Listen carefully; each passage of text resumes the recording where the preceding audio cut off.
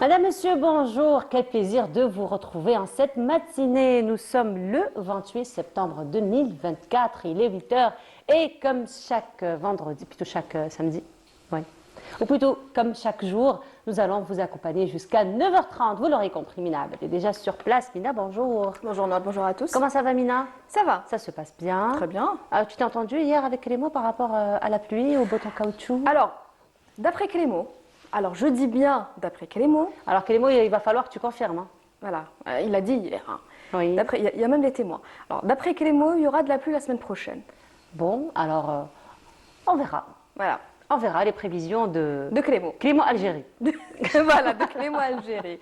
Alors, aujourd'hui et dans quelques jours, il va y avoir un événement incontournable que beaucoup d'amateurs attendent. Ça te dit? Oui, comme chaque mois d'octobre. Comme chaque mois d'octobre. Donc, ça va commencer le 1er octobre et ça va être donc l'édition, encore une fois, de la bande dessinée. Donc, le Festival international de la bande dessinée. Et cette fois-ci, nous avons des invités, donc des invités d'honneur de ce festival qui viendront nous parler donc de leurs travaux et de tous les albums qu'ils mettent en place, particulièrement pour la promotion, encore une fois, de cette 9e art, parce qu'il est classé comme 9e art. Et aussi, nous allons nous intéresser ce matin au documentaire. Nous allons nous intéresser à toutes ces images qui nous font découvrir de très beaux endroits, mais alors des endroits insoupçonnés, des scènes de vie. Surtout, n'est-ce pas? Ça nous raconte des histoires. Ça nous raconte des histoires et cette fois-ci, c'est un invité particulier que nous allons recevoir ce matin puisque lui, il a réalisé une série de documentaires, donc direction Algérie, pour nous faire découvrir donc non seulement des sites incontournables, des scènes de vie, des rites donc de chaque région. Vous savez, chaque région a ses spécificités. La série, elle est déjà sur YouTube, donc on peut déjà la consulter, mais l'auteur de ces documentaires sera parmi nous, le journaliste sera parmi nous ce matin. Il va nous parler donc de ce choix et donc de tout le périple qu'il a pu vivre en visitant donc toutes ces villes d'Algérie. Et aussi les étudiants, on va les avoir ce matin. Comme chaque année. Comme chaque année, il suffit que l'année universitaire est lancée et à côté, donc en parallèle, beaucoup d'événements au niveau des universités sont organisés. On ne cesse de le dire, les étudiants ne cessent de nous impressionner. De plus en plus, effectivement. Et cette fois-ci, nous allons avoir un groupe d'étudiantes qui viennent donc du club des activités polyvalentes pour nous parler donc d'un événement Cap Plume. Donc cette fois-ci, c'est un événement plutôt culturel, littéraire que le club a organisé. Et aussi, nous allons également parler d'un autre programme ou d'un autre événement. Il s'agit de la 6e édition du programme Algeria Startup Challenge. Alors, les startups, il faut dire qu'il y a beaucoup de facilitation, hein, Mina. Depuis quelques années, oui, c'est vrai. Effectivement. Beaucoup de facilitation justement pour mettre en place ces startups, mais aussi le suivi. Parce qu'après, à quoi bon donc lancer une startup pour ne pas continuer le chemin, mais beaucoup d'encadrement se fait. Ce genre d'initiative, justement, la 6e édition du programme Algeria Startup Challenge est l'un des programmes qui accompagne, qui encourage et qui encadre aussi toutes ces initiatives. Et comme chaque samedi, Ahmed Gariga, notre ami, sera parmi nous. Et cette fois-ci, il va revenir sur le rythme Melekit et sur le fondateur donc, du rythme Melekit. Voilà un peu pour le programme de cette matinée. Merci encore une fois à Bella Almi. Alors, en attendant les pluies la semaine prochaine, il va faire beau aujourd'hui, fidèlement? Ben, on va le découvrir. Là, je dirais rien. Parce que là, tu nous réserves des surprises pour aujourd'hui. Voilà, pour Clément surtout. Voilà, je spoil un petit peu. Hein. Pour Clément, oui. Oui, pour Clément, voilà. Mais ce sera juste après cela.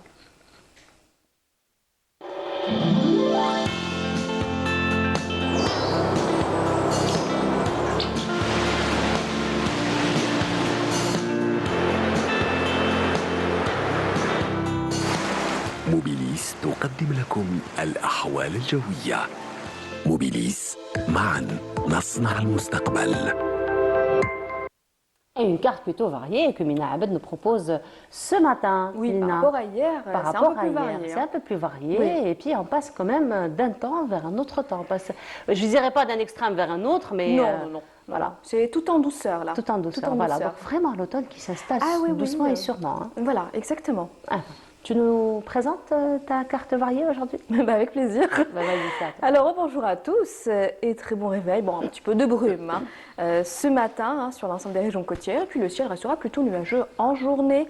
Des pluies, quelques pluies hein, vers la partie centre, un peu plus importante hein, vers la partie est, notamment vers les côtes et les Aurès.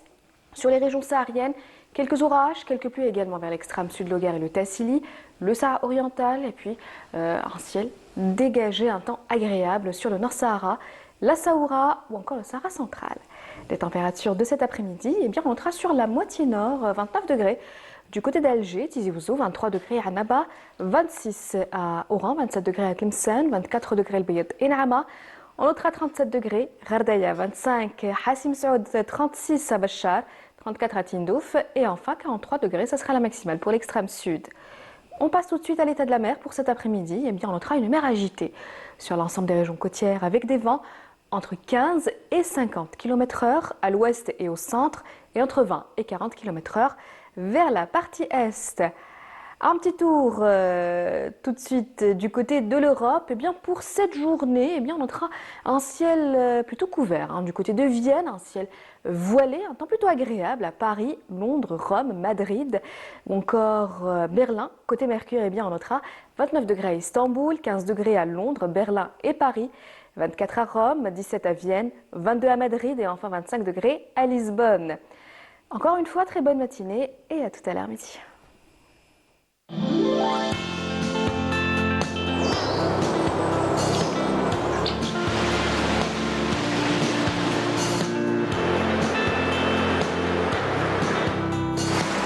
موبيليس قدمت لكم الأحوال الجوية.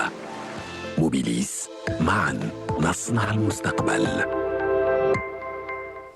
Et voilà, donc un petit léger changement. Donc Clément nous annonce la pluie pour la semaine prochaine. Donc finalement, ça s'installe. Hein, ça s'installe petit. Il n'a pas tout à fait tort, Clément, finalement. Bah, on verra la semaine prochaine. On verra. Hein. On va en reparler vendredi. Voilà, Vendredi ou samedi.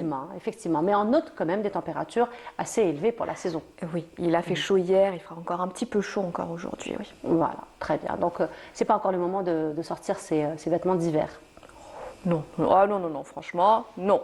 On peut encore profiter de sa garde-robe d'été, effectivement. Mais encore, on peut encore profiter de la mer hein, aussi. Oui, effectivement, avec des températures donc, quand même qui sont agréables pour cette semaine. En tout cas, merci beaucoup, Mina, pour tous ces détails. On se retrouve tout à l'heure après le journal télévisé du midi, après celui de 19h, à 9h30. Comme d'habitude. Bah écoute, hein, il est prêt. Ah bah c'est parfait, le mien aussi. Merci beaucoup, Mina. Allez, à tout à l'heure. Ce sera pause musicale, comme à l'accoutumée, en compagnie de Cheba Yamina. Et on se retrouve juste après en compagnie de... Beaucoup de personnes attendent à partir du 1er octobre le Festival international de la bande dessinée. Et qui dit Festival international, donc dit la participation de plusieurs pays du monde. Et cette fois-ci, nous avons 2 représentatrices qui viennent de 2 pays différents. Une que nous avons déjà reçue, Agoya Kaga, bonjour. Oui, bonjour. Bienvenue à vous. Merci beaucoup. Alors, on se retrouve une année plus tard. Oui, tout pas à fait. Oui. Vous étiez là parmi nous l'année dernière. Oui. On avait parlé un petit peu de votre travail que vous faites autant qu'auteur déjà. Et cette fois-ci aussi, on va revenir sur votre participation pour le 1er octobre. Oui, c'est ça. À partir du 1er octobre. Oui. Voilà. Et parmi nous également, une autre invitée qui nous fait l'honneur d'être parmi nous ce matin. Elle nous vient d'un pays frère. Il s'agit de la Syrie. Et c'est Madame Madeleine Aïssa. Madeleine Aïssa, marhaban. أهلا بكم أهلا بكم شرفتينا بحضورك اليوم. شكرا شرف لي طبعا متشرفين بكم. شكرا لك ولي الدعوة الكريمة من مؤتمر فيبدا وأنا سعيدة بوجودي معكم هون اليوم. انت في بيتك وانت في بلدك. تسلمي لي شكرا كثير لك. مرحبا بك. مادلين هيسا، انت متخصصه في المانجا، في القصص المصوره. نعم. أليس كذلك؟ نعم. وهذه المرة هل هي أول مشاركة لك في هذا المعرض في مهرجان فيبدا؟ نعم، هي المشاركة الأولى لهذا العام، لكن أنا أعرف هذا المهرجان ومتتبعة نعم ومتتبعة أخباره من فترة يعني. وكان لي شرف الدعوة، كان أني تشرفت بالحضور والمشاركة هذا العام باثنين مانجا، هي مانجا الأطفال ومانجا لليافعين. مانجا الأطفال بعنوان أوغا بوغا، هذا اللي نشوفه فيه الآن. يس هذا. ومانجا لليافعين للأعمار ما بين 13 وإلى 18 بأسطورة ديليس. أسطورة ديليس. أوكي، أسطورة ديليس يعني وشنو حكايتها يعني أسطورة أيوة. ديليس؟ ملخص صغير عن المانجا. بتحكي المانجا عن قرية سورية منعزلة في الجبال في الريف السوري. يؤمنون سكانها بوجود خطر على هذه القرية، ولكن لا يعرفون ماهية هذا الخطر سوى قيل عن قال. فتأتي فتاة لتكسر هذه اللعنة. البطلة. نعم. تدعى مطر لأن هي التي ستنقذ هذه القرية وسكانها من الخرافات التي تحيط بهم. هي قصة فلسفية أكثر منها درامية، ومما نخاف يعني مما نخاف نحن. يجب أن نواجه ولا نهرب ولا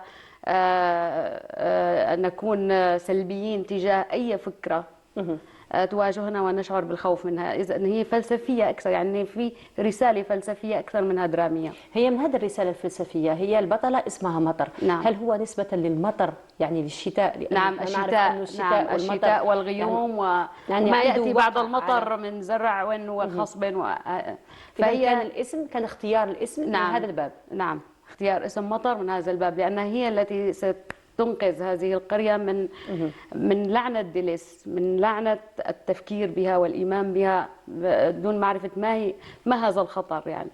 هي التي ستواجه هذه الأسطورة وتضع حدا لها. إذا هذه القصص المصورة هي راح نتلاقاو فيها في هذا المهرجان. نعم إن شاء الله. Alors, je reviens à vous, Aoyagi, voilà pour que je prononce bien. Alors Aoyagi, on vous a reçu l'année dernière et vous avez fait un très très beau travail de traduction déjà. Ah, merci. Donc c'était beaucoup plus, on va dire, pour permettre les œuvres pour qu'elles puissent voyager. Parce que parfois, c'est vrai que c'est la langue qui fait barrière, mais vous avez cassé cette barrière en faisant des traductions pour pouvoir rendre l'œuvre plus internationale, n'est-ce pas? Parlez-nous un petit peu de cette initiative, d'autant plus que vous avez traduit des auteurs algériens. Oui, merci beaucoup. Moi, je travaille dans le domaine littéraire principalement. Donc j'ai traduit déjà Le Fils du pauvre de Mouloud Ferrand à partir de textes originaux que l'auteur a publié à compte d'auteur. Et puis parmi d'un texte plus moderne, j'ai traduit Le village d'Allemand de Moualem Sansal. Mais j'apprécie vraiment la tradition littéraire d'Algérie, très riche. Mais malheureusement, à mon avis, les Algériens ne lisent pas trop. Bon, par contre, moi j'ai découvert les activités assez vives pour créer des mangas, pour raconter des histoires à eux, c'est-à-dire pour exprimer la vie des Algériens. Ça c'est vraiment pour moi innovatrice et puis enrichissant. Et donc, comme enseignant à l'université de littérature, et de la culture comparée. J'ai eu plusieurs occasions de connecter les mangaka algériens et les étudiants japonais sur Internet. D'accord. Alors, très bien. Alors, je reviens un peu à votre travail de traductrice. Alors, lorsqu'on produit un texte, ça reste une production personnelle et ça reste très subjectif, on va dire. Mais quand on fait une traduction, j'ai l'impression que c'est beaucoup plus difficile parce qu'on doit être fidèle au texte original et on a l'impression que c'est une grosse responsabilité et que c'est un peu difficile de le faire. Merci beaucoup de parler de ça, parce que c'est le noyau de plaisir, la joie de mon activité. Même si on a bien lu un texte, j'ai beaucoup de choses à découvrir quand je commence à travailler de la traduction. Et il faut bien chercher les notions, la nuance.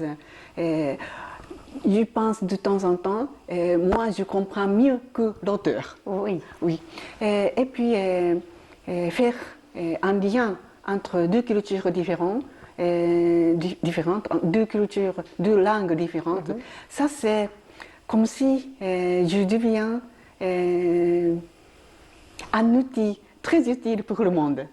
Moi, si je n'existe pas, s'il n'y a pas les traducteurs, le monde, les lecteurs sont bien limités. Oui. Mais on peut élargir par l'activité de la traduction, donc ça me donne toujours le plaisir. Effectivement, c'est la traduction qui a permis aux œuvres de voyager. Ah oui, c'est ça, N'est-ce pas? exactement, merci. Voilà. Alors cette fois-ci, vous allez participer donc à cette édition du Festival international de la FIBDA. Parlez-nous un peu de votre participation Oui. cette année. Et c'est la troisième fois sur place, hors de la participation en ligne pendant la période de Covid.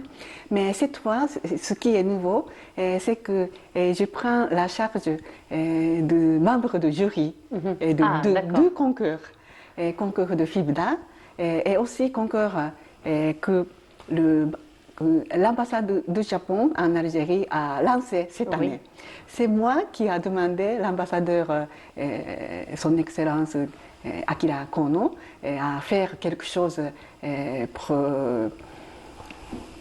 faire lien concret entre les Algériens et les Japonais. Et j'ai demandé lancer un concours de l'ambassade du Japon. Alors, son Excellence, l'ambassadeur Kono, a bien décidé de réaliser ce prix. Et donc, je suis très, très content. C'est un concours de quoi? Concours de la création de mangas dans la limite de page 16. Et donc, on peut créer un récit terminé. Comme ça, on donne l'occasion de s'exprimer plutôt pour les jeunes. Parce que le concours de l'ambassade du Japon est limité. Le candidat sont les mangaka animateurs qui n'ont jamais publié son œuvre. Donc, ils sont débutants. D'accord. Donc, c'est finalement une façon de donner la chance à ces jeunes de s'exprimer, d'exprimer leur talent. Parce que c'est vrai qu'il y a des jeunes qui ont beaucoup de talent, mais ils sont peut-être timides. Voilà, ils ont peut-être un manque de confiance. Et là, vous leur donnez la chance de pouvoir s'exprimer, de pouvoir montrer ce qu'ils savent faire. Oui, tout à fait. Après, il va y avoir un encadrement sur place? Oui. Et encadrement, c'est-à-dire? C'est-à-dire, est-ce qu'il va y avoir d'autres personnes professionnelles qui vont montrer à ces jeunes-là comment travailler, comment réfléchir, probablement comment faire une mise en page? Tout à fait. Et puis l'importance de ce concours que l'ambassade du Japon a commencé, c'est qu'on a une tente de l'atelier que les Algériens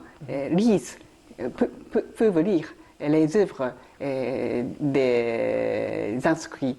Et donc comme ça, on peut donner des stimuli aux Algériens qui veulent eux-mêmes faire quelque chose.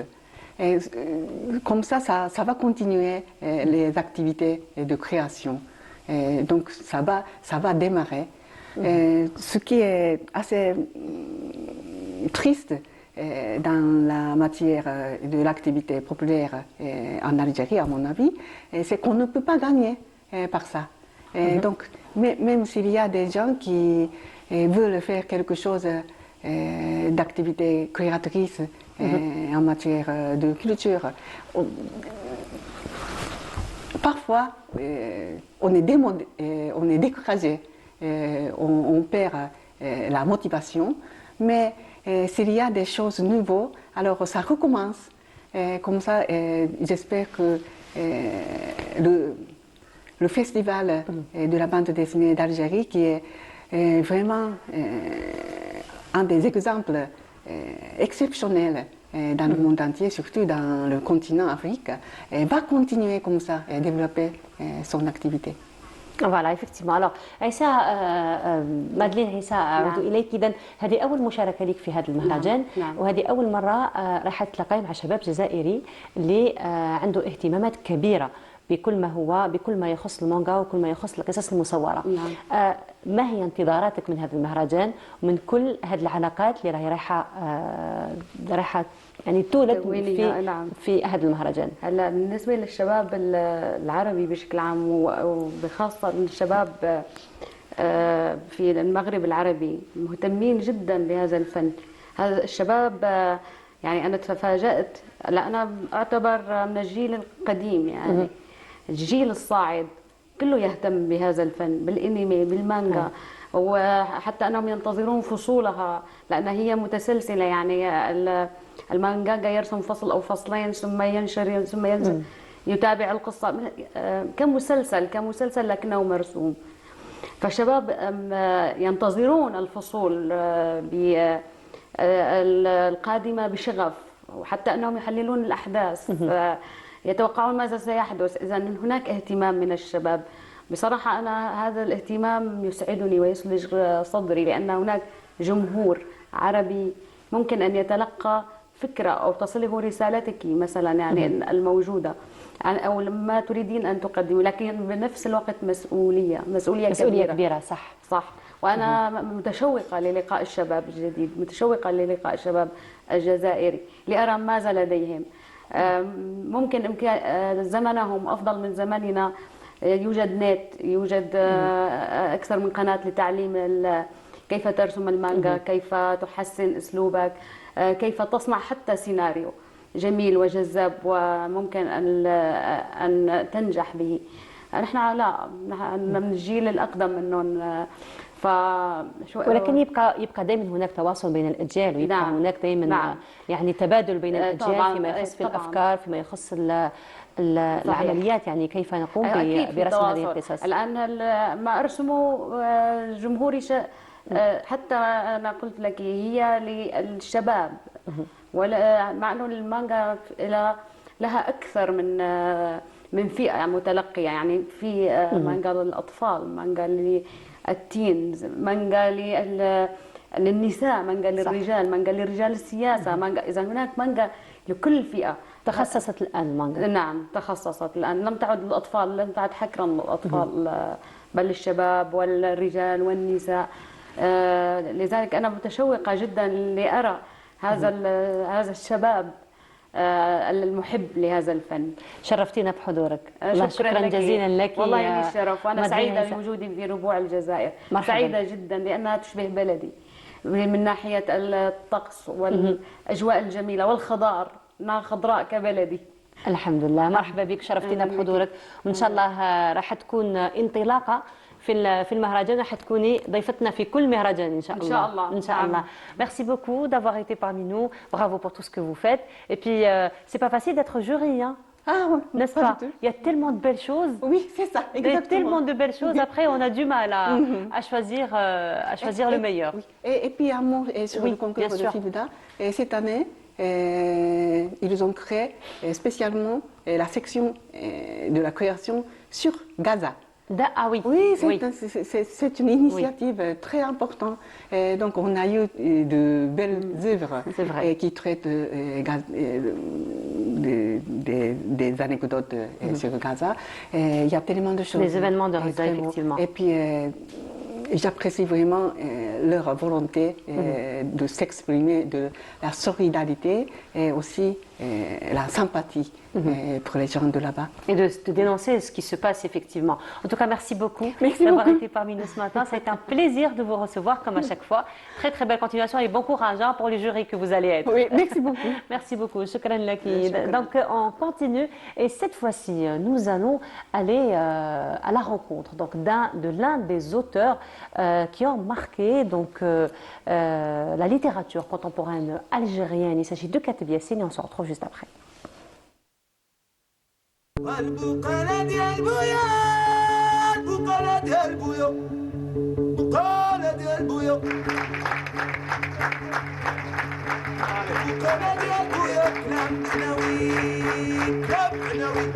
Plus besoin de paroles, les images parlent d'elles-mêmes. Le public bougiote, ovationne la fin du film documentaire en hommage au poète, dramaturge et écrivain Kate Biassin, Des hommes libres, réalisé par Tarzout Ghazali, qui n'est autre que l'épouse d'Amazir Kateb. Ce dernier nous livre son sentiment lors de son retour sur les pas de son père. Ça m'a fait beaucoup de choses, notamment redécouvrir, en fait, découvrir et redécouvrir des endroits que lui m'avait racontés, mais que j'avais pas vraiment vu à un âge où on se rappelle bien, parce que j'ai été plutôt jeune. Ça m'a apporté aussi pas mal d'idées finalement sur ce que je pourrais faire en fait finalement autour de son œuvre. Parce qu'en allant chercher tous les témoignages, en allant chercher toutes les traces, en allant chercher la matière écrite aussi, la matière chantée, et ça a élargi finalement le prisme du souvenir d'un deuil. Moi, j'ai quand même, mon souvenir a été beaucoup écrasé par le deuil. Et finalement, ça a permis d'enlever encore un voile supplémentaire et ça a permis de me libérer aussi par rapport à son œuvre. D'ailleurs, je me suis attaqué à de nouveaux textes, à la fois pour le film et par la suite, auxquels je n'avais pas spécialement projeté de m'attaquer. Donc ça m'a ouvert quelques verrous. Un travail de longue haleine pour la réalisatrice qui a finalement achevé son travail grâce à la participation de la famille, mais surtout à sa détermination. J'ai eu beaucoup de difficultés à aborder certains volets de sa vie, enfin presque tous les volets de sa vie, parce que il est d'une grande complexité. Heureusement que j'avais Amazir à côté et ma belle-mère, la maman d'Amazir, qui m'ont beaucoup aidé dans la démarche, la recherche d'archives, la recherche de la vraie information. Ici est la rue de Nejma, mon étoile. La seule artère où je veux rendre l'âme. C'est une rue toujours crépusculaire, dont les maisons perdent leur blancheur comme du sang. Nejma, cette étoile qui continue de faire résonner encore et toujours la voix de notre poète, Kate Biassin. Nejma, c'était pas seulement la femme. D'ailleurs, quand on cherche la femme, ça ramène très vite la patrie.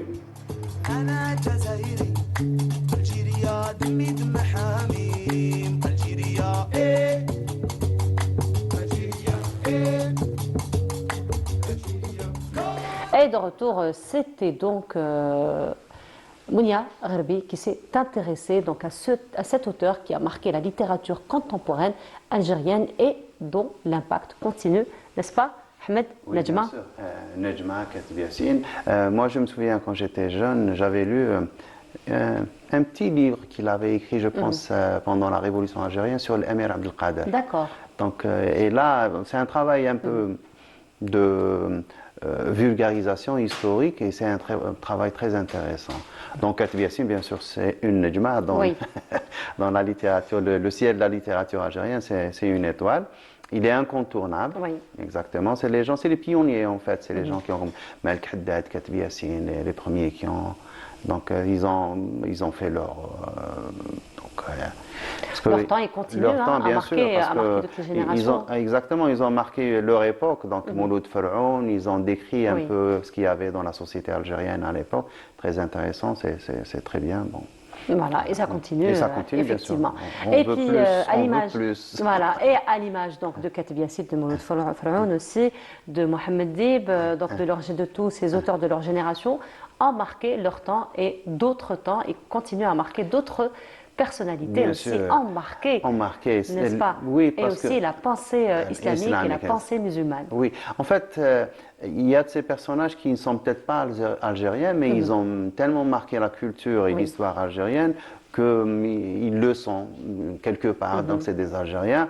Je parle tout simplement de l'imam Malik, par exemple. Oui. Tous les Algériens, ou presque tous les Algériens, se disent qui suivent le rite, l'école. Des disciples. Voilà, c'est des disciples de l'imam l'imam Malik. On est tous malikites, Oui. quelque part, même ceux qui ne le sont pas, ils sont quand même influencés parce que c'est tellement prépondérant dans la culture religieuse algérienne. Et Imam ça se Malik, dit avec beaucoup de conviction aussi. C'est beaucoup Oui. de conviction et beaucoup de fierté qu'on se dit Malikite. appartenant au à Malikite, une effectivement. école très ancienne, l'une peut-être des plus anciennes des écoles. Il y a les 4 écoles. Il y a l'école malikite, l'école hanafite, l'école hanbalite, l'école shafi'ite.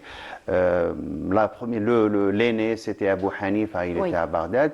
Mais nous, on a été plus influencés par l'école malikite pour une raison historique et très simple. Parce que quand les gens d'Afrique du Nord partaient à l'époque faire le pèlerinage, c'était Imam Malik qui était le mufti de Médine. Donc le grand mufti, c'était un grand alim. Déjà, on parle du 2e siècle de l'Hégire. Donc il est décédé en 171 de l'Hégire, 795 de l'ère chrétienne. Donc, ils partaient, ils étaient très jeunes pour certains, donc ils cherchaient, donc ils partaient à la source de la révélation et ils allaient là où est enterré le prophète, alayhi salatu wassalam, wa hayyun yaruddu alayna.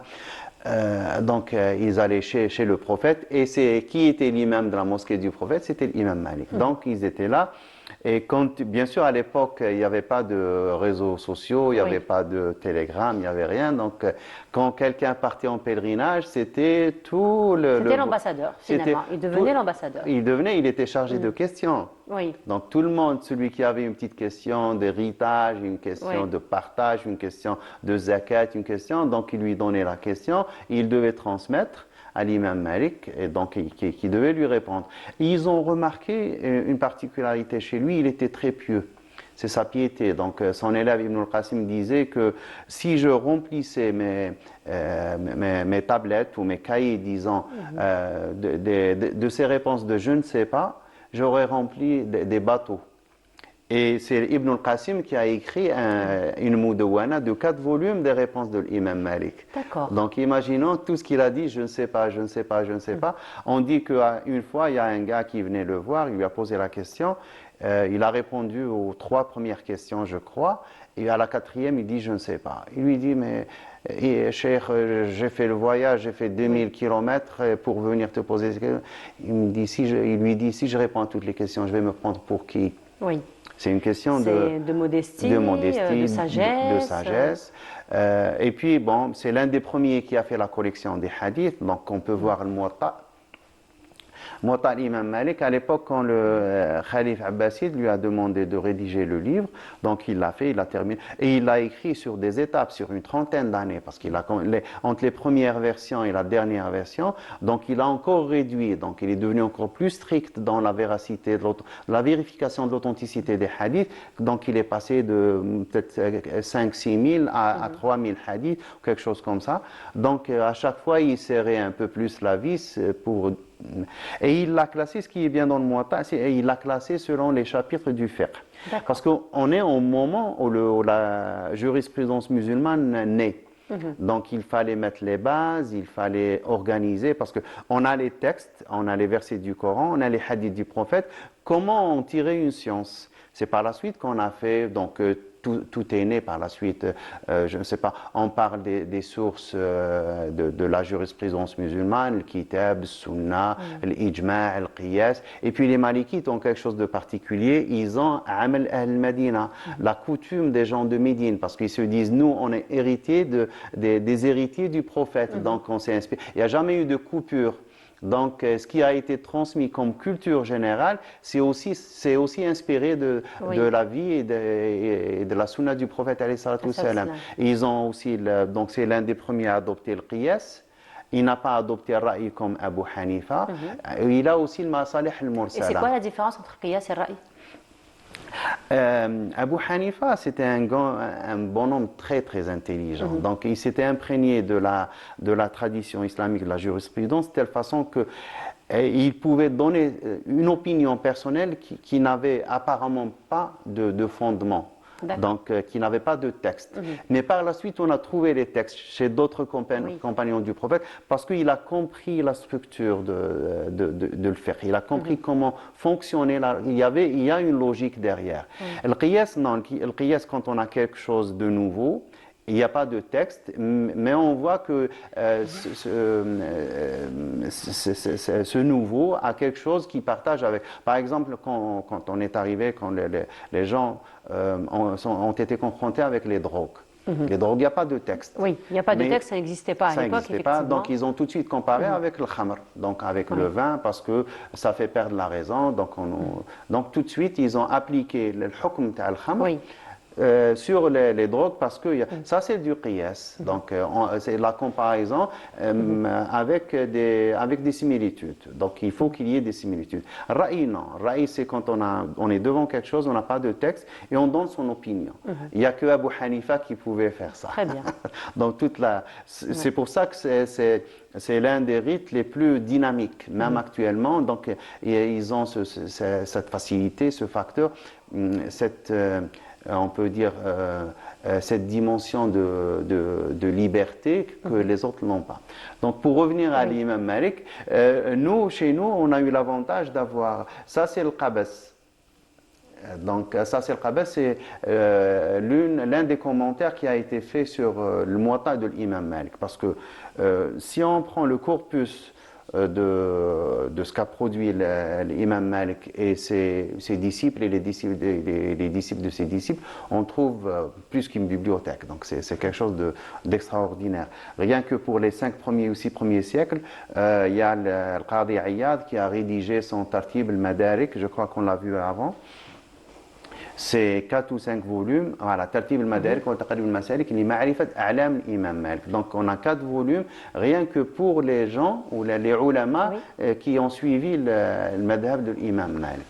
Donc voilà, donc imagine les centaines de ulama qui sont dans ce rite. Dans ce même courant. Exactement. Donc on a l'imam Malik, a aussi le Mudawwana, on en a parlé, c'était son élève Ibn al-Qasim qui est parti étudier chez lui. Et à la fin, il a commencé, donc il a rédigé les questions et les réponses qu'il a posées à l'imam Malik et que l'imam lui a donné. Donc il a fait le Mudawwana al-Kubra. C'est la première collection de fatwa, si on veut, l'une des premières dans la culture islamique. Elle est très importante parce que entre le Mudawwana et le Muwatta, des fois dans le Muwatta, on a des hadiths, on a des textes qui ne sont pas utilisés parce qu'on suit plutôt le Mudawwana parce que c'est l'opinion définitive de l'imam Malik et qui prend en compte tout le savoir. L'autre, c'est les textes authentifiés tout simplement.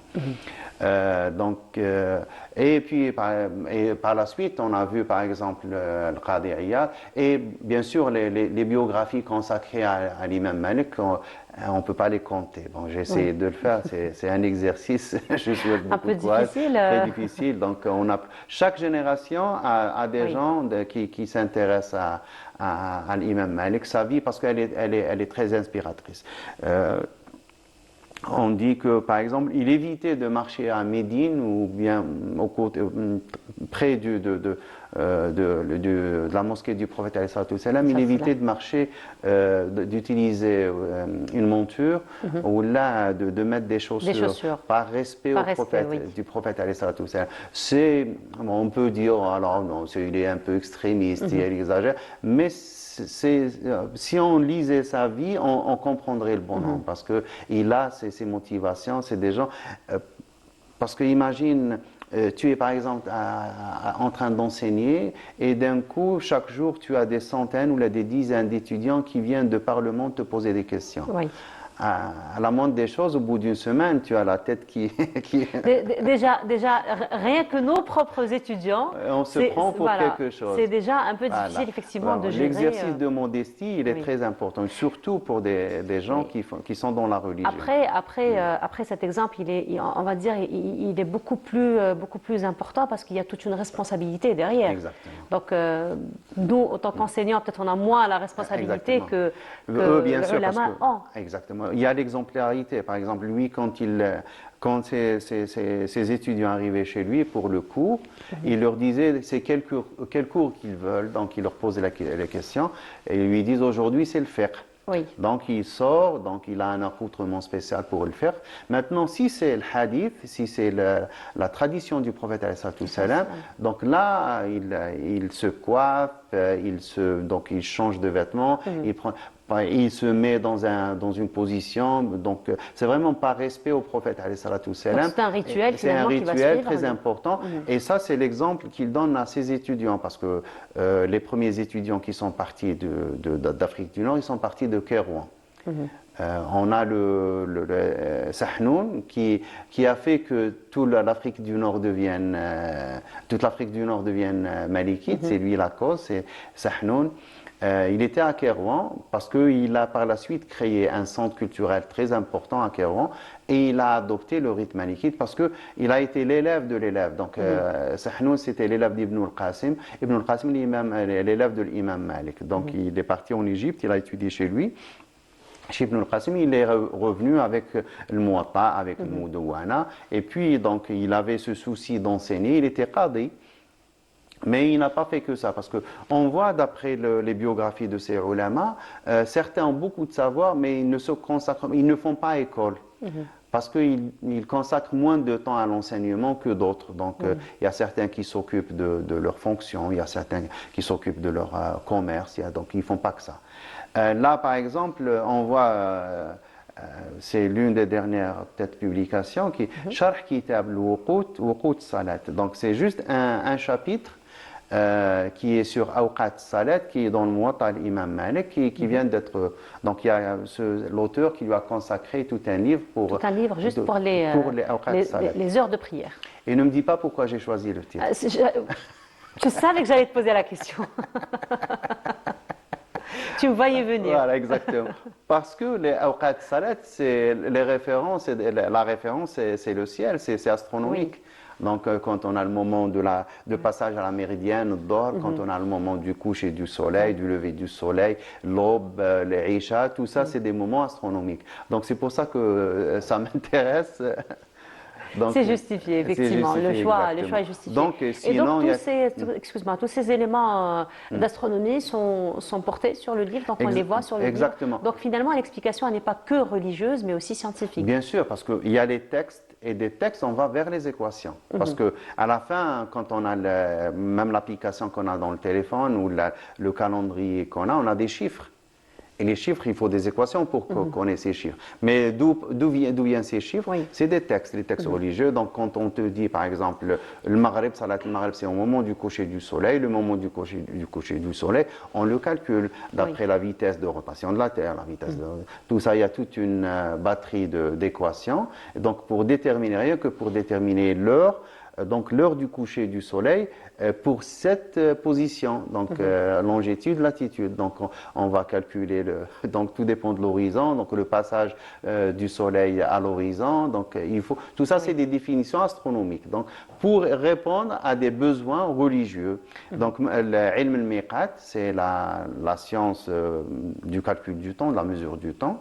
C'est une synthèse entre l'astronomie et la jurisprudence et le fiqh, tout ça. Donc, et on trouve tout ça, on les trouve chez la génération de l'imam Malik, parce que c'est eux qui ont fait les premiers, qui ont fait le tri, donc qui ont organisé les sciences. Donc c'est à ce moment que toutes les sciences musulmanes sont nées. Donc la grammaire islamique, enfin la grammaire de la langue arabe, l'éloquence, etc. Et puis le fiqh, le tafsir, etc., etc. Avec leurs règles et leurs justifications et tout ça. Donc tout ça est né à ce moment. Et l'imam Malik qu'on suit, donc ça fait maintenant 12 siècles, c'est notre imam, ça fait donc qui nous accompagne exactement. Donc c'est ça un peu le travail de l'imam Malik. Eh ben, je te remercie d'être revenu finalement sur... Parce qu'on se dit malikite avec toute conviction, n'est-ce pas? Avec toute conviction, mais après, c'est toujours bon de rappeler surtout le fondateur finalement, le penseur de ce courant qui nous permet donc finalement de... Parce que finalement, la religion, c'est un comportement, hein. Exactement. De rien. Au début, c'est un savoir, donc, mais à la fin, ça devient une culture, c'est une façon d'être. Voilà, c'est le quotidien. Et c'est le quotidien. Et puis plus on va on est versé dans la religion, plus on a la piété, plus on devient on devient généreux parce qu'on ne peut pas être religieux tout en étant. Après, Voilà. ça joue sur beaucoup de paramètres, donc, notamment la prise de exactement, décision. C'est les qualités humaines Voilà. qui doivent surgir, le don de soi, la générosité, l'aide, l'entraide, etc. Donc tout ça, ça vient de quelque chose. Il faut qu'il y ait. En fait, c'est la déontologie donc, et la religion comme source de déontologie et d'éthique. Effectivement. En tout cas, merci beaucoup. Merci Ahmed, à toi, on se retrouve samedi prochain Barbi, Inch'Allah. pour une autre découverte, une Inch'Allah, autre ya Rabbi. rencontre. Inch'Allah, Inch'Allah. ya Merci Rabbi. beaucoup, Ahmed. Allah Bonne yaslim. semaine à toi. Et on continue. Alors hier, nous avons célébré la journée internationale de tourisme et Walid Selman, notre collègue, s'est intéressé à une journée de formation au profit des guides touristes, au prix de guides touristiques. Donc c'est Yousfi Selman. Je vous laisse voir son reportage et on se retrouve juste après. Pour la plupart, ce sont des randonneurs, des guides amateurs ou encore des passionnés d'aventure. Ils se sont réunis dans cet Institut national de formation professionnelle dans les métiers du tourisme pour une formation d'accompagnement en zone montagneuse, un événement organisé à l'occasion de la Journée mondiale du tourisme. Cette année, on a organisé, dans le cadre du jumelage culturel et touristique entre wilayas, des formations via les jeunes et les associations culturelles et les cadres de la direction de tourisme. Cette formation, en fait, ce qu'elle apporte pour les participants, déjà vous avez un côté théorique, donc là où ils vont connaître et apprendre les bases d'un accompagnateur. Comment réagir lors d'un circuit de randonnée. Et le deuxième volet, donc c'est un volet pratique, là où déjà ils vont découvrir sur le terrain donc les différents circuits, comment s'adapter aux différents circuits, quels sont les premiers et les manières de secours. Ils sont au total une centaine de personnes venues des 4 coins de l'Algérie pour participer à cette formation. Au programme aujourd'hui, une conférence sur les différents parcs nationaux du pays avec un focus sur la diversité végétale qu'ils abritent. Cette formation, elle est axée sur 4 volets principalement, à savoir, c'est d'essayer, l'accompagnateur, il essaye de récolter le maximum d'informations sur le site dont il va accompagner ses visiteurs. Deuxième volet, c'est de récolter, de ramasser le maximum d'informations sur le groupe, la composante نتاعو كيفاش راح تكون. Troisième volet, c'est essayer de sensibiliser les visiteurs, les accompagnateurs تاعو اللي راح يديهم معاه sur la biodiversité, sur la protection des aires protégées et l'écosystème. Quatrième volet, c'est le volet de secourisme et les premiers soins dans une zone montagneuse. Cette formation devrait durer jusqu'au 1er octobre prochain. Les futurs guides devront mettre à l'épreuve leurs connaissances et appliquer sur le terrain ce qu'ils ont appris durant cette session de formation. Voilà, donc une session de formation à l'occasion de la Journée mondiale du tourisme. C'était donc Walid Yousfi qui s'est intéressé à ce reportage. Et on va toujours rester dans le monde du tourisme, dans le monde de la découverte. Et cette fois-ci, ce sera à travers une série de documentaires que vous pouvez d'ailleurs voir sur les réseaux sociaux en ce moment. L'auteur est parmi nous, le journaliste est parmi nous. Il s'agit de Wali Ayadi. Wali, bonjour. Bonjour Nour. Bienvenue. Merci. Comment ça va? Merci de m'accueillir. Vous êtes chez vous. C'est gentil. Merci de nous accueillir, nous. C'est ça. Finalement, parce que vous nous invitez à travers vos documentaires à découvrir, alors non seulement des endroits, mais aussi des scènes de vie. C'est ce qui est intéressant. Absolument. Je vous invite et j'invite les étrangers, le monde entier à découvrir ce magnifique pays qu'on a, l'Algérie, à travers donc cette série documentaire que je produis depuis l'année dernière, qui s'appelle Direction l'Algérie, et qui est donc une invitation à découvrir le plus vaste pays d'Afrique à travers son patrimoine historique, culturel et artistique aussi, parce qu'on a beaucoup d'art, il faut parler de nos arts. On revient de Annaba, où on a par exemple parlé des frirettes, l'art des frirettes, ce groupe féminin, cet orchestre féminin. On n'imaginerait pas un mariage à Annaba sans les frirettes. Exactement. Ou un mariage sans Meddahat à Oran, ou sans Chaabi à Alger. Effectivement, effectivement. Alors, vous êtes né, vous avez grandi en Europe. Oui. Alors, vous êtes algérien d'origine. On va dire que c'est un peu justifié votre choix. Le choix de direction Algérie est un peu justifié. Mais finalement, c'est un investissement complet, un investissement de soi, un investissement en temps, en recherche aussi, Absolument. en contact. Parce que là, c'est une série de plusieurs wilayas que vous nous proposez et non pas une seule région. Parlez-nous un petit peu de vos motivations donc pour pouvoir consacrer tout votre temps. Ça fait quand même un peu plus d'une année. Un peu plus d'un an. Voilà. Donc je partage ma vie entre la France et l'Algérie depuis un peu plus d'un an et je produis cette série. Vous l'avez dit, c'est un choix complètement subjectif, c'est un choix du cœur. Voilà, j'ai toujours eu cette passion, comme beaucoup d'Algériens, pour mon pays d'origine.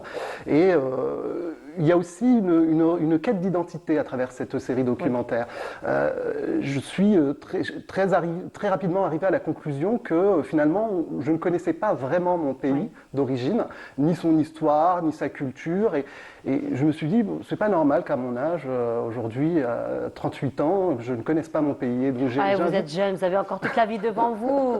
Mais après, vous avez encore un peu plus de 2 millions de kilomètres carrés à parcourir. Oui, c'est ça. Non, on va pas pouvoir tout faire.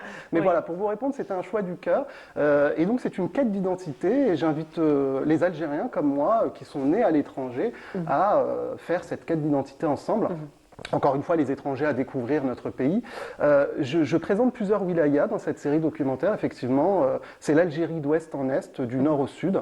Donc on a déjà tourné plusieurs épisodes, Oran, Béjaïa, Constantine, Annaba, donc Tlemcen, et on va aller jusqu'au Sahara, où il y aura un épisode, on va clôturer la série justement avec cet épisode sur le Sahara. Clôturé en beauté. Et absolument, et c'est d'ailleurs le titre que portera l'épisode, c'est l'infinie beauté. Voilà, puisque le Sahara est tellement vaste et tellement beau, magnifique, qu'on va lui donner ce nom. Vous connaissez déjà ou vous allez Non, découvrir? justement. C'est vraiment une quête d'identité, une découverte, cette série documentaire. Voilà. C'est vraiment un choix que vous n'allez pas regretter. Certainement. Je crois savoir que c'est magnifique. Alors oui, bien entendu, vous avez fait plusieurs villes, vous rentrez fraîchement de Annaba. Alors, à travers tout ce périple, on va dire, que vous avez fait, qu'est-ce qui vous a marqué le plus? Ce sont les habitants, leur accueil, leur sourire, leurs histoires. Vous savez, à chaque fois que je tourne un épisode, je rencontre tout le temps des gens comme ça dans la rue qui veulent s'exprimer. Il y a une envie de s'exprimer face caméra. Et on s'attarde comme ça, on prend des cafés, on discute. Et ils me racontent des histoires qui sont poignantes. Et j'en ai d'ailleurs parlé avec la productrice avec laquelle je travaille, Amina Castin, que je remercie d'ailleurs parce que grâce à elle, sans elle, pardon, je ne pourrais rien faire. d'Alpha Tango Studio, c'est le nom de sa société de production. Je crois, je lui en ai parlé, qu'il y a même une autre série de documentaires à faire sur la vie des Algériens, sur leurs histoires. Il y a autant d'histoires personnelles que de séries documentaires possibles. Voilà. Et puis des histoires personnelles qu'on ne va jamais retrouver ni sur Internet ni sur des livres. Absolument. Donc je crois qu'on peut faire la lumière sur beaucoup d'habitants, on continue à faire encore plein de choses en Algérie. Alors bien sûr, vous nous donnez envie de découvrir un petit peu vos documentaires. Là, j'invite nos téléspectateurs à découvrir un petit extrait. Et on va commencer par la capitale, Alger. Je vous laisse voir. Donc cet extrait, on se retrouve juste après.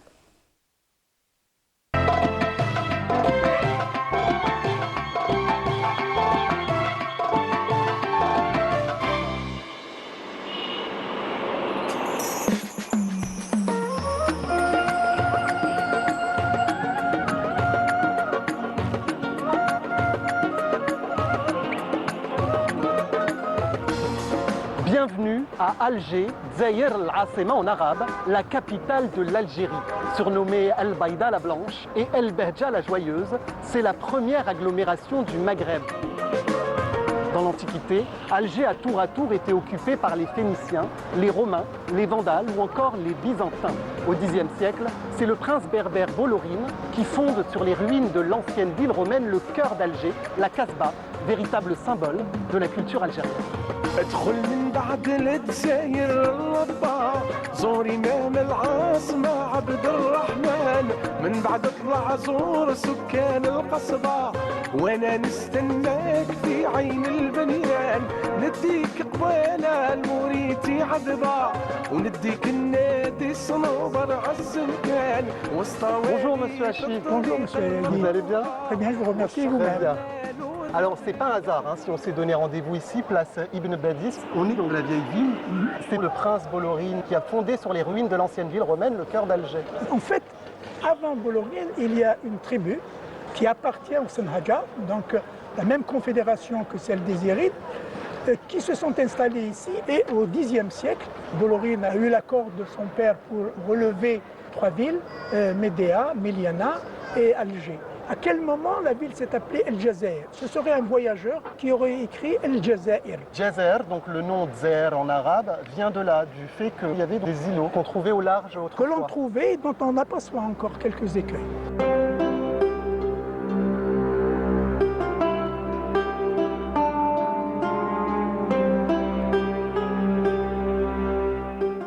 Voilà, c'était donc un extrait du documentaire Direction Algérie. Cette fois-ci, ça a été l'épisode donc Alger.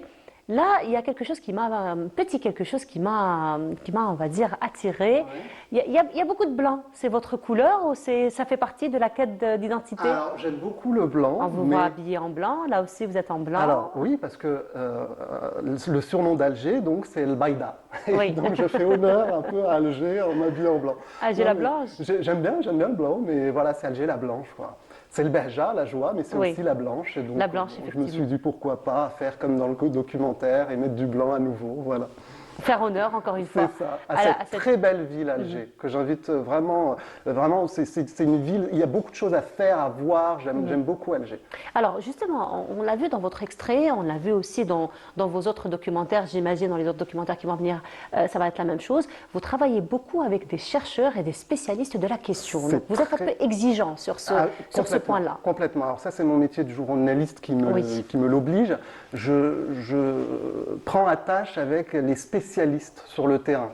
Dans chaque ville, j'essaie de me renseigner sur qui maîtrise quel sujet en particulier. Et c'est vrai que je fais appel aux historiens, archéologues de renommée. Omar Hachi, vous l'avez vu à Alger, qui était l'ancien directeur des archives de la wilaya d'Alger, qui a porté d'ailleurs le dossier de la Casbah à l'UNESCO en 1992, qui est un personnage important de la ville. Un personnage clé, et qui maîtrise encore une fois très bien son sujet. À Béjaïa, Jamil Aïssani, un très grand universitaire également, très connu, qui maîtrise aussi très bien son sujet. Voilà, c'est très important, je crois, de laisser la parole à ces spécialistes qui sont les meilleurs pour parler de l'Algérie. Effectivement, là nous sommes en train de voir des images défilées de votre documentaire sur Oran. Cette fois-ci, dans de très très belles images, effectivement, donc un autre voyage que vous nous proposez, cette fois-ci dans la ville d'Oran. Alors, encore une fois, dans votre travail, donc, on l'a dit, vous êtes très exigeant donc, sur les personnes qui vont intervenir, parce qu'on comprend que c'est une grosse responsabilité aussi, hein, n'est-ce pas? Absolument, on peut pas. Quand on parle de l'Algérie, je pense qu'il y a un minimum de sérieux à avoir.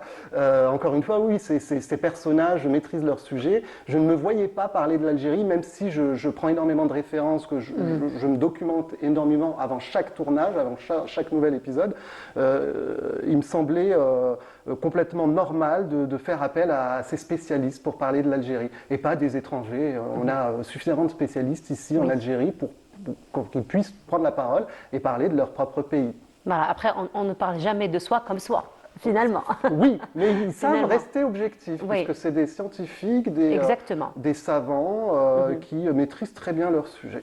Effectivement. Alors, ce sont des documentaires, finalement, on va dire que vous êtes très généreux parce que les documentaires, vous les mettez à la disposition de tous ceux qui veulent découvrir le pays, donc à travers les réseaux sociaux, à travers les plateformes. Donc, ils sont disponibles, n'est-ce pas? C'est complètement volontaire de ma part. J'ai voulu rendre cette série documentaire digeste, accessible aux jeunes aussi et surtout. Et c'est pour ça qu'on fait des courts épisodes, des épisodes de maximum 20 minutes.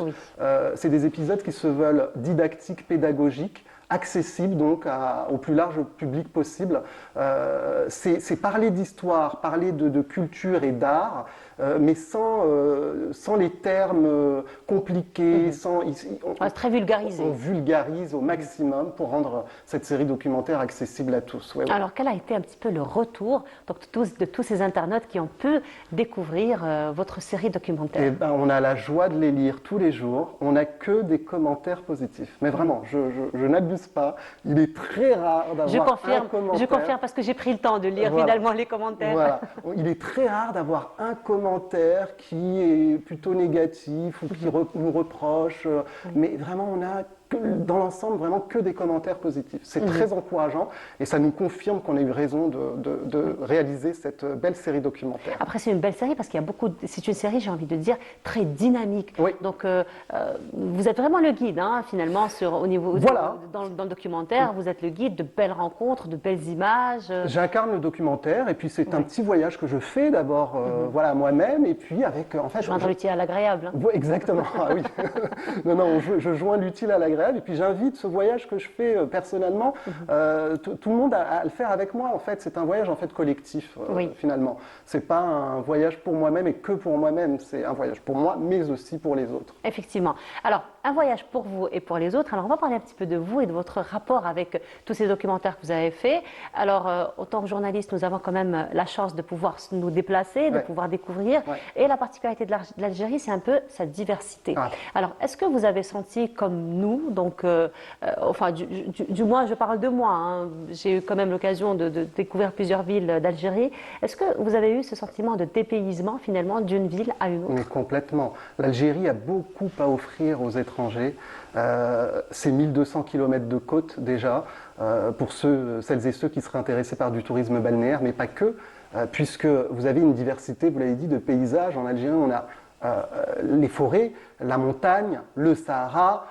C'est un pays qui rassemble tous les paysages, de la plaine jusqu'aux montagnes, de la mer jusqu'aux forêts. Vous avez le champ des possibles, la randonnée, encore une fois les plages. C'est un pays qui a beaucoup à offrir. Et je pense qu'on est sur la bonne voie. Là, on a les autorités ont ouvert le tourisme et axent le tourisme sur le Sahara, mais je pense que dans l'avenir, c'est un pays qui accueillera énormément de monde. Alors, prochaine destination, ça va être le sud? Oui. N'est-ce pas? Alors, avant le sud, on a un épisode sur l'Algérie romaine. D'accord. Puisqu'on va retracer l'époque romaine sur le territoire algérien et on va aller à Timgad, Djemila.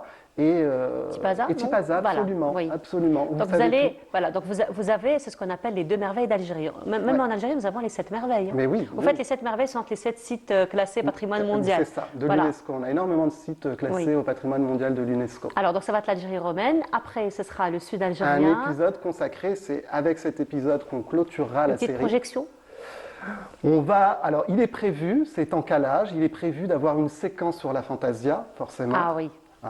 Et puis Rardaya, le Tassili Nadjer, pour revenir sur la période préhistorique et plus précisément les peintures rupestres du néolithique et le Hogar. Ah ben, on vous souhaite un très très beau voyage. C'est gentil. Éclatez-vous, comme on le dit si bien, et puis partagez avec nous. Merci beaucoup. On en prend plein les yeux et on espère que comme nous, vous en prenez plein les yeux aussi. Certainement. En tout cas, c'est ce qu'on a fait avec les documentaires que vous avez généreusement mis à notre disposition. C'est très gentil. Voilà, en tout cas, Walid, ça a été un plaisir de vous avoir reçu. Merci. Je vous souhaite très très belle continuation, Merci, beaucoup de réussite Nour. dans ce que vous allez entreprendre. Et puis, marhaba bik, la prochaine fois pour nous parler du Sud. Merci, c'était un plaisir. Mais plaisir partagé. Merci beaucoup. Et cette fois-ci, nous allons aller du côté des États-Unis, puisque un groupe de start-upers algériens a bénéficié donc d'un encadrement et d'une formation au niveau de la Silicon Valley. Je vous laisse voir ce reportage. On se retrouve juste après. Dès son arrivée à San Francisco, la délégation composée de représentants de 60 start-up algériennes s'est dirigée vers la Silicon Valley pour entamer une série de visites au niveau des géants mondiaux des technologies et de l'intelligence artificielle. Première halte chez Intel Corporation, leader mondial dans le domaine du développement, entre autres de nouvelles solutions et produits basés sur les semi-conducteurs.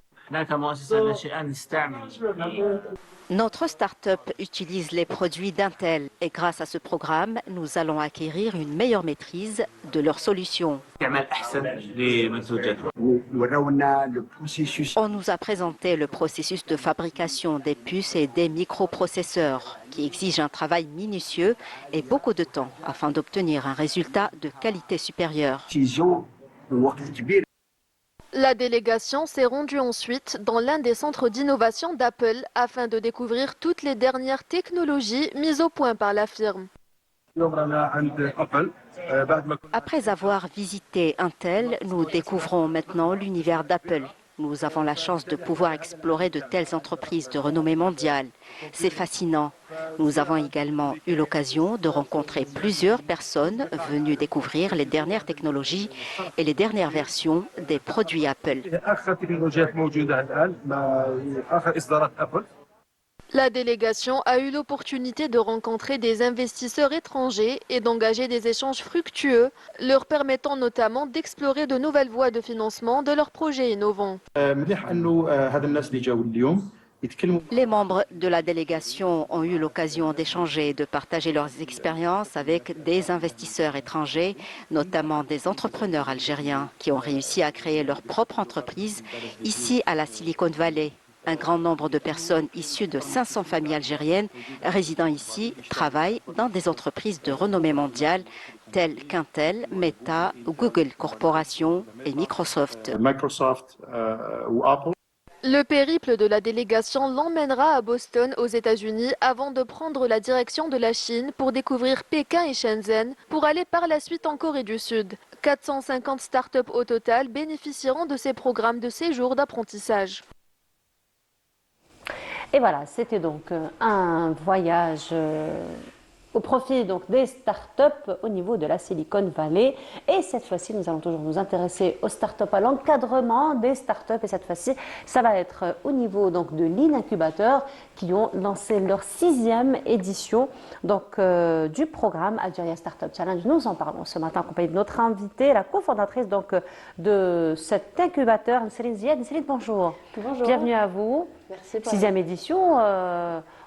Finalement, on tient bon. Hein. Ah oui, oui. On peut dire que c'est une tradition maintenant. Exact. Carrément. C'est une tradition annuelle qui se renouvelle d'année en année. Donc on est très très ravis. Et puis voilà, on est là avec tout un écosystème, beaucoup de positivité, beaucoup d'espoir. Donc on est là pour en parler. Effectivement. Et comme je vous le disais ce matin, les étudiants ne cessent de nous impressionner avec tous les événements qu'ils organisent. Et cette fois-ci, nous avons le plaisir de recevoir les étudiants du club CAP. Et parmi nous également, donc Yasmine Bersali. Yasmine, bonjour. Bonjour. Comment ça va? Ça se passe bien. Ania Toumert, ça va? Bonjour, je suis là. Très bien. Et Inès Sadawi. Inès, bonjour. Bonjour. Alors, vous êtes les habitués du plateau, hein, les filles, n'est-ce pas? Oui. Vous faites tellement de belles choses. Maintenant, c'est nous, on peut plus s'en passer de vous, se passer de vous, n'est-ce pas? C'est un honneur. Ben, l'honneur partagé. Alors, je reviens à vous. 6e édition, quelle est la particularité de cette édition? Alors, donc ASC, c'est le programme incontournable créateur d'opportunités pour les startups et les acteurs de l'écosystème startup et innovation en Algérie. Il revient cette année dans sa 6e édition avec pour thème Innover pour un avenir durable. Le principe, c'est que c'est un programme fédérateur, donc qui est placé sous le parrainage du ministère de l'économie, de la connaissance, des startups et de la micro-entreprise, ainsi que du ministère de l'Environnement et des énergies renouvelables, avec aussi une panoplie d'acteurs économiques qui viennent avec des problématiques qui concernent donc leurs entreprises, c'est essentiellement de grandes entreprises, mais aussi leur industrie. C'est essentiellement le domaine des assurances, l'optimisation de l'eau, l'énergie, l'hygiène, l'économie circulaire. Et en fait, on met donc les start-upers, les chercheurs et les petites entreprises au défi de ces problématiques pour proposer des solutions et créer en fin de compte des synergies gagnantes entre ces start-up-là et ces grandes entreprises, donc avec une vocation de répondre à des enjeux économiques, environnementaux et sociaux avec des projets très très intéressants. Donc pour cette 6e édition, on a reçu pas moins de 300 inscriptions de start-up de l'ensemble du territoire national, mais aussi des Algériens qui résident à l'étranger. C'est un programme qui connaît d'année en année la participation de plus en plus de chercheurs, et ce qui est très très intéressant parce qu'on voit de plus en plus les chercheurs donc s'intéresser au domaine de la valorisation de la recherche scientifique, ce qui est très très important aujourd'hui. Participation très notable aussi de femmes entrepreneurs, plus de 45% de nos participants sont des femmes. Exactement. Quand même, on est presque à égalité. Exact. Et on est très très fiers donc de ces chiffres-là. Cette année, donc on va accompagner parmi ces 315 des startups les plus prometteuses en Algérie durant une série donc de rencontres qu'on avait initiées il y a quelques jours. Donc on a eu l'occasion aussi d'être reçu par Monsieur le Ministre, où il a rencontrer les startups et l'ensemble des acteurs, pas mal d'acteurs de l'écosystème, avec des rencontres au niveau des usines, au niveau des sièges de ces entreprises, des séances de formation. Et l'objectif, c'est vraiment créer une dynamique où ces startups donc, puissent aller à la quête et à la rencontre de ces acteurs-là. Et puis, Inch'Allah, la fin du mois d'octobre, on aura notre événement annuel qui est effectivement devenu une tradition, dans laquelle il y aura des panels où on traitera des sujets d'actualité autour de la durabilité, parce que ce n'est plus un choix aujourd'hui, mais c'est une obligation. Donc on pense à demain. Et voilà, on va dire que ce soit qu'on est jeune ou moins jeune, aujourd'hui il y a une vraie sensibilisation et une vraie prise de conscience des startups, des chercheurs ou encore des entrepreneurs par rapport à cette thématique, avec vraiment des sujets qui sont très très intéressants, qui sont traités par ces dernières. Effectivement. Alors justement, Céline, est-ce qu'on peut dire que c'est un événement qui s'inscrit aujourd'hui dans la grande politique, on va dire, internationale qu'on essaie un peu d'inculquer au niveau des entreprises, la RSE, donc la responsabilité sociétale des entreprises. Est-ce qu'on peut dire que c'est un événement qui est en train d'inculquer un petit peu cette politique aujourd'hui? Exact. Donc l'objectif, c'est effectivement de pouvoir nous aligner donc, par rapport à la responsabilité sociétale et économique de ces entreprises-là. Mais ça va aussi dans le sens aujourd'hui où il y a une stratégie nationale qui est portée par donc, Monsieur le Président, avec une logique de dire aujourd'hui que l'objectif à horizon 2030, c'est d'arriver aussi à 3% du PIB, 3% des investissements qui passent aussi sur la recherche et développement. Et c'est ça, en fin de compte, un petit peu le cœur de la dynamique aussi dans laquelle on essaye de participer aussi en tant qu'acteur pour créer cette dynamique-là. Mais non seulement, c'est-à-dire participer à cette dynamique de pousser les entreprises, d'aller collaborer avec des startups, des chercheurs, des centres de recherche dans une logique de recherche et développement, mais surtout de se focaliser effectivement sur ces sujets qui sont la durabilité et les enjeux donc, sociétals. Alors, je vois que Ania est très, très, très imprégnée par ce que vous dites. Hein, Ania? Oui. On se projette, Ania? On se projette. On se projette? Oui. On se voit déjà start-up participer à cet événement? Quelques années après, peut-être. Inch'Allah. Non, mais oui. c'est vrai, hein, je la voyais très imprégnée, elle est là. Oui, ouais, c'est-à-dire le concept de la start-up, je pense que c'est venu du monde de l'université, de la recherche, etc. Mais après, aujourd'hui, il faut dire que aussi les start-up, donc, la particularité de ces programmes, c'est qu'on peut aussi tomber sur des étudiants donc, comme Ania à 20 ans, 23 ans, etc., qui sont soit avec un background ingénieur de différents domaines, donc dans la technologie, dans l'agriculture, etc., dans l'environnement, etc. Mais aussi aujourd'hui des chercheurs, des gens aussi en fin de carrière, des professionnels qui se reconvertissent vers ce monde de l'entrepreneuriat où en fin de compte ils font bénéficier de leur expérience et leur expertise, en fin de compte en les transformant aussi sur des projets créateurs de valeur et de richesse pour notre patrie. Effectivement. Alors justement, Céline, vous avez dit que vous avez un peu plus de 300 donc, propositions de participation à cet événement. Vous allez garder que 15 que vous allez encadrer. C'est sur quelle base finalement vous allez faire ce choix?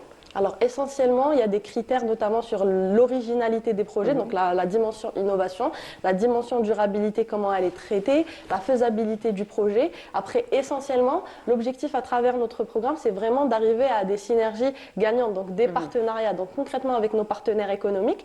Donc on va sélectionner les projets qui répondent réellement aux problématiques qui ont été adressées et l'idée c'est par la suite que ces startups arrivent par la suite donc de signer des bons de commande, d'avoir des partenariats. Aujourd'hui, ces programmes-là, donc ça fait des années qu'on les fait avec pas mal de startups, etc. On a certaines startups qui commencent aussi à s'exporter à l'international, ce qui est remarquable aussi. Et puis, l'objectif aussi aujourd'hui, on a certains programmes qui permettent à des startups aussi d'avoir des programmes similaires, mais avec des partenaires étrangers où ils peuvent aussi s'exporter à l'international. Donc aujourd'hui, on fait la base au niveau national entre les entreprises, qu'elles soient de grandes entreprises algériennes, des multinationales ici en Algérie, mais aussi à l'international pour ces startups avec des objectifs de scalabilité de ces startups. Alors, finalement, on assure un peu de la visibilité à ces startups, mais aussi la promotion finalement de toute leur ingénierie. Exact. Donc c'est une question de valorisation. On a des gens qui ont beaucoup de talent, beaucoup de solutions qui sont très très intéressantes, viables, avec des projets concrets. Et puis à travers ce programme-là, ça leur donne de la visibilité, ça leur donne l'accès aujourd'hui à des personnes peut-être auxquelles ils n'ont pas accès. Le network, c'est très très important dans le monde de l'entrepreneuriat. Et puis surtout des outils qu'il leur faut aujourd'hui pour pouvoir valoriser leurs projets, parce que des fois, c'est essentiellement des chercheurs, c'est essentiellement des ingénieurs. Ils peuvent être très très bons techniquement sur les solutions, mais après, il manque ce petit grain-là et voilà, on est là pour communication, marketing. Exact, c'est ça. Justement, vous avez parlé de toutes ces personnes brillantes et là, Nous avons des étudiantes brillantes avec nous. Je rappelle Yasmine, Inès et Ania. Et vous êtes toutes les trois donc membres du club CAP, n'est-ce pas? Alors, avant de parler de votre événement, on va peut-être revenir sur le club en quelques mots. Oui, alors le CAP, c'est un club d'activités polyvalentes. Il regroupe plusieurs élèves ingénieurs qui a été créé en 2010 au niveau de notre école. Pardon. Et en fait, il regroupe à chaque année plus de 10 000 participants. Et on s'aide tous à créer un environnement pour l'université afin de cultiver nos relations, etc. Et en fait, il regroupe 3 parties, culturelle, scientifique et sociale. Et c'est comme ça qu'on travaille. Voilà, alors cette fois-ci, Inès, c'est plutôt le culturel qui prime pour l'événement de cette fois-ci. Oui. Alors, parlez-nous un peu de cet événement. Alors, Caplume, c'est un concours de rédaction. Comme l'indique son nom, la plume. Donc, c'est un concours créé par la section culturelle du CAP en 2023. Donc, le but de ce concours, c'était un peu de donner une chance aux écrivains en herbe de partager leurs écrits sur une plateforme où ils seront jugés par des écrivains donc, qui ont déjà édité leurs textes. Pas forcément très connus, donc l'idée c'est de donner aussi la chance à des personnes éditées de se faire voir, d'avoir leur livre reconnu aussi. Donc, à travers ce concours, donc, en jugeant les écrits des personnes non encore éditées. Donc, l'an dernier, en 2023, le concours s'est fait 100% en ligne. Donc, le principe était simple, remplir un formulaire, donc juste en français. Donc, la langue était juste français. Remplir un formulaire avec les informations de la personne et soumettre le texte donc, sur un thème qui était la peur de l'inconnu. Cette année, on a changé un peu, on a rajouté 2 autres langues, l'anglais et l'arabe. Donc le concours cette année, oui, se fait en français, en anglais et en arabe. Donc les membres du jury, on en a 6, donc en tout 2 membres par langue. Et le concours se fait en ligne, mais aussi il y aura une cérémonie de remise des récompenses avec la présence des membres du jury et tous les participants, ainsi ouvert au public aussi, donc pour remettre la récompense aux gagnants. Donc voici Caplume en général, c'est quoi? Très bien. Alors Ania, qui peut participer à ce concours? Donc le concours est ouvert à tout le monde, donc à tout écrivain, même amateur. Non, pas spécialement étudiant? Non, pas du tout. Donc à différents âges, différentes nationalités même. Donc l'année passée, on a eu d'ailleurs 2 participants, l'un du Cameroun et l'un de Carrément. France. Oui. Et donc il est ouvert à tout le monde, tout type d'âge, ouvert à toute nationalité et bien sûr que ce soit écrivain ou bien amateur, donc il a juste envie d'écrire, il pourra participer, il n'y a pas de condition. Alors est-ce qu'il y a une thématique particulière pour cette fois-ci ou c'est ouvert? Non, cette année donc le thème c'est pourquoi ce feu. Donc, pourquoi ce feu? Ce feu? Oui, le feu. Oui, le feu. D'accord. Donc le feu ici représente en fait bouleversement, sentiment un peu de... Ah, c'est de la métaphore ça? Oui, c'est une métaphore qui parle de en fait, ce qu'on ressent après une trahison, après peut-être un malentendu avec une personne qu'on aime, pas forcément qu'on aime, mais aussi peut-être une expérience de guerre. Donc le conflit palestino-israélien est le bienvenu aussi dans ce concours. C'est la guerre contre la Palestine? Oui, la guerre, pas seulement la Palestine, mais aussi tout type de guerre. Donc ça peut être une guerre avec soi-même, une guerre avec son entourage, une guerre entre 2 pays. Donc un sentiment. Le feu ici, c'est un sentiment. Donc le feu, par exemple, ça peut être en fait ce qu'on ressent après avoir échoué. Donc ça, par exemple, on se demande pourquoi j'ai échoué. Donc cette question, c'est pourquoi ce feu? C'est plutôt un concours philosophique finalement, j'ai envie de dire. C'est sentimental. C'est une invitation à se poser des questions, à trouver des réponses. Même si on ne trouve pas des réponses, au moins on est ouvert au monde, n'est-ce pas? Oui, c'est un peu ça? C'est tout à fait ça, oui. Céline, ça vous dit? Oui, c'est très très intéressant. On se retrouve tous finalement, parce que tout le monde, j'imagine, à un moment donné de sa vie, a connu au moins un sentiment, on va dire, de feu ou de frustration, comme ça, quelque part. Voilà, au moins une petite flamme. Donc, Voilà. Alors, quelles sont les conditions de participation rédactionnelle, j'ai envie de dire? Donc là, on sait que c'est tout le monde qui peut participer, mais sur le plan rédactionnel, quelles sont les conditions? Est-ce qu'il y a un nombre de pages particulier, un nombre de mots particulier? Je ne sais pas, peut-être. Pour les mots, il y a un intervalle entre 200 et 1500.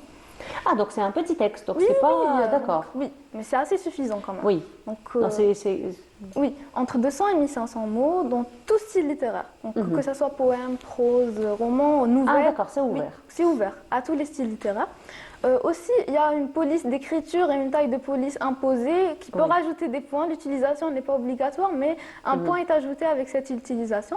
C'est normal, pour avoir une harmonie et une concordance entre les écrits, effectivement. Oui. Et il y a aussi une liste de mots. En fait, il y a 10 mots qu'on a imposés aux participants, dont l'utilisation est optionnelle. Mais chaque mot utilisé de cette liste va rajouter un petit avantage à la notation. Un avant-goût de ces mots? Oui, donc c'est des mots assez aléatoires. Je cite montagne, maïs, parapluie, bateau, piano. D'accord, donc c'est pour vraiment rajouter une aléatoire. difficulté Oui. C'est pour rajouter le challenge. Exactement. D'accord. Alors, bateau, parapluie, montagne, maïs, miroir. Oui, bon, miroir. Piano. Bon, j'ai déjà, dans ma tête, j'ai déjà placé ces mots dans des phrases, mais maïs, je ne lui ai pas trouvé son... J'ai pas trouvé. Bon, peut-être... Oui. Ce n'est pas impossible, mais c'est faisable. J'essaie de me projeter. Hein, dans mon subconscient, j'essaie de me projeter, d'essayer de placer ces mots. Alors, maïs, d'autres mots? Piano. Piano, oui. Escarpe. Piano. Écharpe. Écharpe. Ouais, écharpe. Autre chose, je ne vois pas comme ça. Mais c'est assez aléatoire. Il n'y en a que 10. Donc, et comme j'ai dit, l'utilisation elle est 100% optionnelle. D'accord. Mais plus on utilise ces mots, plus on gagne des points. Oui, bien sûr. Voilà. Donc finalement, on essaie d'aider les personnes à gagner, enfin les participants à augmenter leurs chances de gagner. De façon intelligente. Voilà. Oui, parce que c'est vrai, maïs, maïs, feu, sentiment, frustration, oui, bon. Avec un peu d'imagination, voilà, on peut tout faire. Avec un peu d'imagination. Effectivement, alors, parlons du jury, donc vous avez dit 6 jurys, donc 2 par langue. Exactement. Vous les avez choisis comment? Sur quelle fonction? Alors en fait, on a choisi déjà des écrivains qui sont intéressés par notre thème, c'est très important. Et ils ont déjà des écrits dans le même thème à peu près. C'est soit dans l'histoire, soit... C'est différent, en fait, il y a une panoplie. Chacun a son propre genre. Et comme ça, ils ne seront pas enveloppés dans un seul thème, ils pourront juger tout le monde. Très bien. Voilà, c'est ça. D'accord. Alors, il y a un délai particulier à respecter, une durée que vous allez donner, parce qu'il faut quand même du temps pour que les gens puissent quand même réfléchir à... Le concours s'est lancé dimanche prochain, dimanche dernier, pardon. Et il sera terminé malheureusement le 1er octobre à 23h59, donc il reste 4 jours pour soumettre les textes. Pour soumettre les textes, j'arrive au point, il y a un formulaire dans la bio de nos réseaux sociaux, donc que ce soit Instagram ou Facebook, donc c'est cap.emp sur Instagram et cap tout court sur Facebook. Donc il y a un lien, un formulaire, donc quand vous accédez au lien, vous allez trouver le choix de la langue de participation. Quand vous choisissez la langue, il y aura en fait une description du concours, vous allez trouver l'explication du thème, les critères imposés et la liste de mots, donc optionnels. Et en lisant tout, vous passez au suivant, vous allez trouver où remplir vos informations et où soumettre votre texte. Donc le texte est à soumettre dans ce formulaire. Comme ça, on aura tous les textes bien ordonnés, bien classés. Voilà, donc ça va faciliter un petit peu le travail pour le jury. Et après, vous allez remettre tout ça au jury qui va donc travailler dessus. Et ça va se passer après, comment? Donc, il faut déjà les reçus doivent être vérifiés, doivent être corrigés, globalement, pas en détail, donc voir déjà s'ils ont bien respecté les conditions de la compétition. Donc il va y avoir une présélection qui va se faire avant. Exactement, qui se fera d'ailleurs par les membres organisateurs. Une fois que les textes et les écrits sont déjà bien classés, ils seront automatiquement après envoyés vers les jurys. Donc ils auront aussi un délai pour bien lire les écrits, pour bien prendre une décision, savoir qui est vraiment le texte qui mérite le plus de gagner, quoi. Et voilà. Donc celui qui a le plus répondu aux critères, et puis exactement. il a... Qui a quelque chose. Il a touche titillé d'originalité. quelque chose chez le jury. Exactement. N'est-ce pas? Qui c'est qui s'occupe de la présélection? C'est vous? Oui. Oui, il y a certains membres de l'équipe organisatrice. De l'équipe organisatrice, voilà. Exactement. Vous avez du pain sur la planche, hein? Oui. N'est-ce pas? Parce qu'on ouvre au grand public, donc j'imagine qu'il va y avoir beaucoup de personnes qui vont soumettre leurs travaux. Oui, mais aussi il faut savoir que toute personne souhaitant participer, donc toute personne qui a la chance de gagner ce concours sera éditée. Donc, Très bien. Donc la chance d'édition, elle est très forte. Donc un écrivain, il recherche quoi? Il recherche l'édition. Et nous, on offre cette chance d'être édité. Donc vous travaillez finalement, ou votre événement, il est organisé en collaboration avec des maisons d'édition? Oui, avec la maison d'édition Al-Qurbiya. Donc, et on est sponsorisé par l'Institut américain, American Institute, pour nous aider, donc donner des récompenses et tout ça. Oui. Ah bah c'est très bien. Donc l'édition, vous allez donner carrément de la visibilité à ces jeunes, n'est-ce pas? C'est le but de notre événement. Oui. Voilà, c'est le but donc de donner de la visibilité et d'encourager les autres, même s'ils n'ont pas gagné, donc ils auront Ça quand reste même toujours une produit expérience, quelque chose qu'ils pourront eux-mêmes donc soumettre à d'autres éditions. Vous en pensez quoi, Anne-Céline? C'est très très intéressant, je pense. De toutes les manières, les initiatives qui sont aujourd'hui portées par les clubs scientifiques et étudiantins surtout, voilà, comme le CAP, sont très très intéressantes et offrent un panel d'échanges et des plateformes de créativité pour voilà, les étudiants, mais aussi voilà, différents types de participants. Donc, ça vous inspire peut-être pour aller faire une édition challenge culturelle sur le plan culturel avec les startups? Bah oui, pourquoi pas. On verra. Et on a beaucoup des startups effectivement qui ont investi dans le domaine culturel, qui font un travail magnifique de promotion, mais aussi d'outils, d'aide, j'ai envie de dire, aux étudiants, aux élèves, non seulement sur des outils scientifiques, mais aussi des outils culturels. Donc pourquoi pas? Oui, totalement, totalement. Pourquoi pas? Déjà, nous avons nos jeunes étudiantes aujourd'hui qui portent bien leur projet. Exact. N'est-ce pas? Alors, la cérémonie, ce sera pour quand? En fait, la cérémonie, ça sera le 12 octobre. 12 octobre. Ah, c'est pour bientôt? Oui. D'accord. Et pour plus de détails, restez branchés sur nos réseaux sociaux, bien sûr. On n'a pas le choix, on est obligé de rester branchés maintenant. Hein. Là, vous nous donnez envie de savoir qui c'est qui sera édité, n'est-ce pas?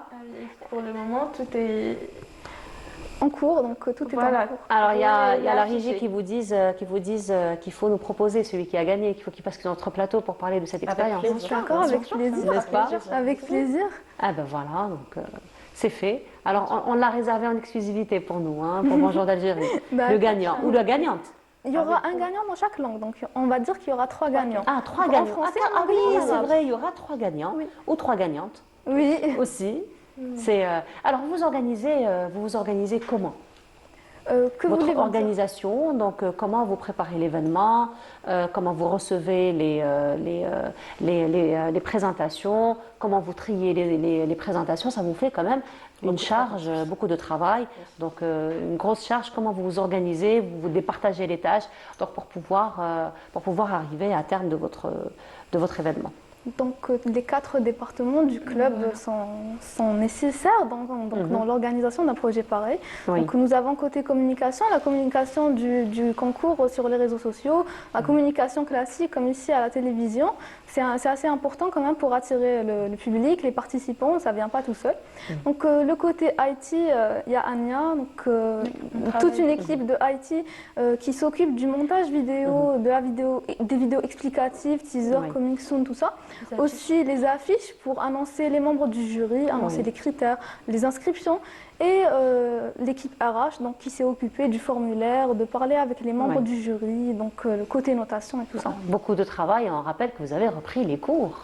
Surtout, on rappelle que vous avez repris les bancs de l'université, donc ça vous fait une charge de travail, mais on compte sur vous parce que vous organisez super bien. Merci. Voilà, en tout cas, on vous souhaite beaucoup de réussite pour cet événement. C'est la 2e édition. Exactement. C'est la 2e édition, donc belle réussite pour cette 2e édition. Et on se verra très très bientôt pour nous présenter vos lauréats. Céline, merci beaucoup d'avoir été parmi nous. Et puis, on aura aussi les lauréats sur notre plateau. Exactement. Inch'Allah.